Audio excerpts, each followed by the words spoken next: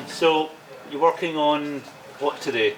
I'm working on alternators today, and the reason that I'm working on it is that we've had a couple of instances recently of the terminations on the actual alternator, because of their age, breaking, and the point at which they appear to break is the point at which the AEO puts the power on the aircraft from the alternator.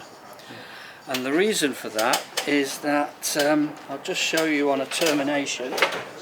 This will be a new one, so you won't see the problem.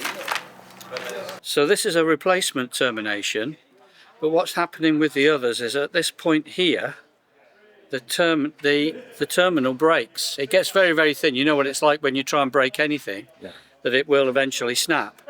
And over the years, where these have been flexed, then they're getting very, very thin. So as soon as the power goes on the aircraft, the termination decides it's going to break. Of course, that's just at the point at which we want to use the aircraft for something. So is that a break as a fuse would pop because you've got a lot thinner material? No, I think a fuse breaks because there's too much current going through it, and therefore it blows the fuse. In this particular case, it's fatigue really. It's just metal fatigue, where over the years, if you glance up at these, you've got a length of cable coming off the termination, which is obviously fixed because it's bolted in, and the end just waggles. And we've had two breaks, so the team have decided we should just have a program of replacing the lot. Okay. So this is me starting with the number 1 alternator, and we'll have to work our way through. It shouldn't take too long. How many terminals and total do you reckon you have to do? Oh, not too many. There's 2, 4, there's 6 on each alternator. 4 alternators. 24. 24. Okay, good luck. Yeah. So I've just put one in place now. Now what I have to do is to use, because these are thicker, unlike our normal tools for this sort of thing, which are hand tools. This is a hand tool, but it's hydraulic. So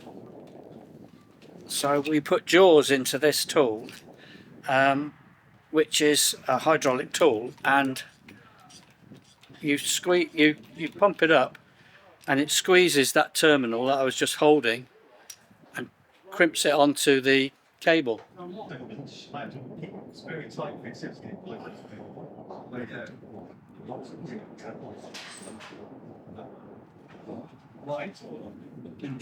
the higher I'm getting, the harder it is. Let's see if I can get this down a bit lower. I'll thread it.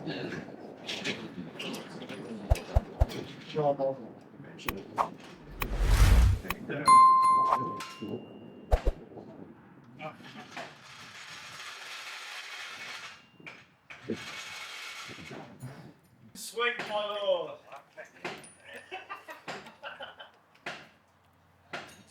So hey, that's so you go, he's different mixing all the stuff on it, so it's big on all the time.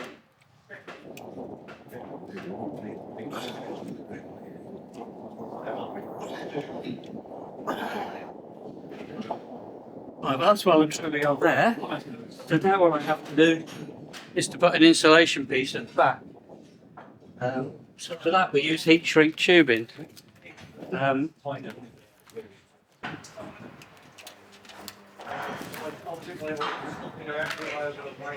With heat shrink tubing, you see the diameter of it at the moment, and that goes in there, and then you apply heat and the tubing shrinks. You may have seen that before. So it sits up there. So I've put the heat shrink tubing onto the termination, and I'll now switch on the heater.